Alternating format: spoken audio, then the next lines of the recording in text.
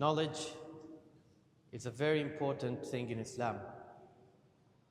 It's considered one of the top worship, ibadah, in Islam. Knowledge is sharper than a knife. Knowledge is faster than a bullet. What we see around us from inventions, from technology, it didn't just come out randomly. It was because some people studied, learned, had skills, had knowledge, and then we get the benefit out of it. Allah subhanahu wa ta'ala mentioned in many verses in the Quran about learning. And the first verse that was revealed to the Prophet, peace be upon him, was Iqra. That word itself means enough to understand how important learning is. Read, recite, proclaim, study, learn. All those words under the word Iqra.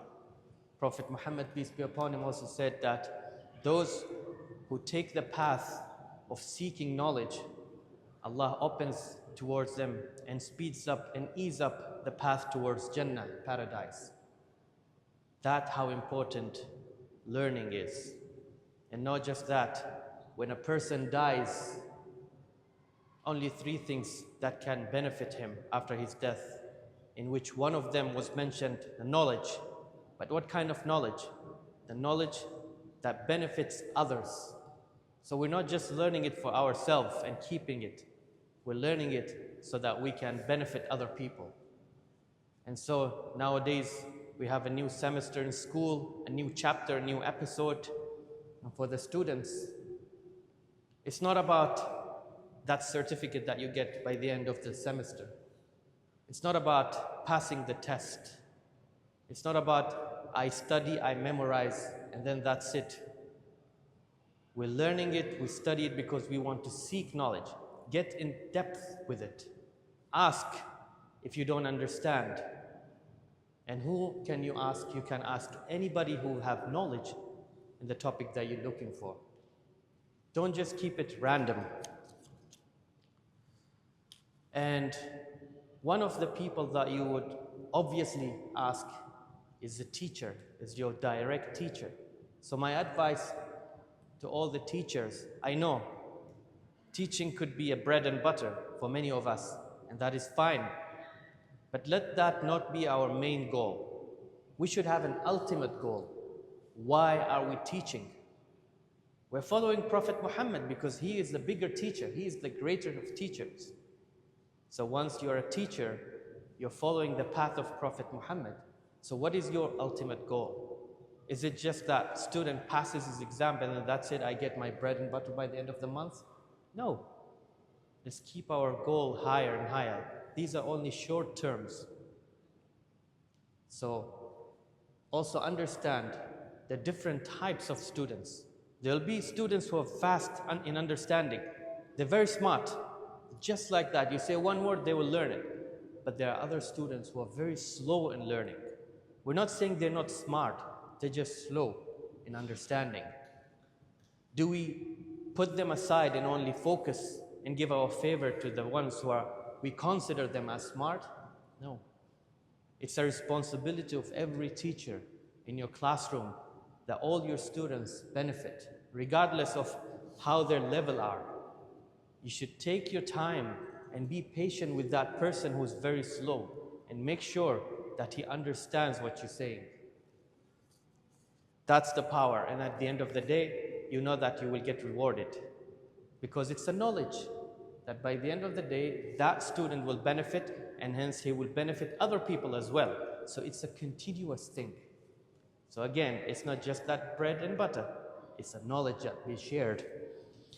And to the parents, support your kids. They are amana, they're your responsibility. If they don't understand anything, you are the first teacher. They learn from the house before they leave that house. Prepare that place so that they can learn. Avoid all those kind of distractions in the house, all the fights, the conflicts that happen, especially between spouses. You don't want your children to see that.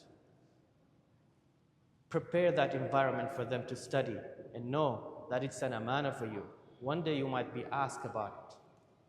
And also be a little bit flexible. Motivate them to study, inspire them to study, encourage them to study. Do not force them.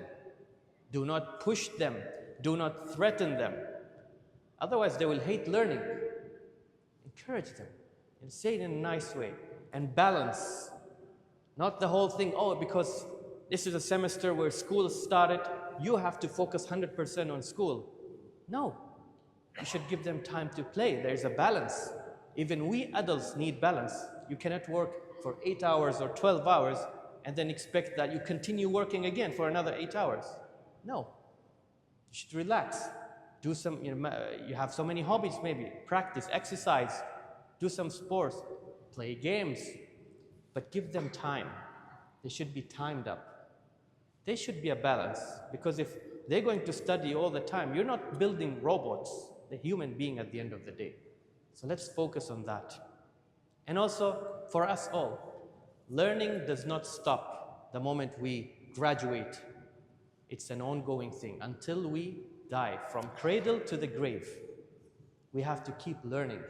Learn different skills. Learn languages. Technology.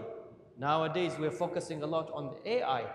And trust me, if you say, I'm not going to go with the AI because I don't trust in it, you will be left behind. Imagine if we did not take the knowledge that we are taking it now, we would have been left behind. So keep on going. And know that Allah lifts up in degrees those who have knowledge.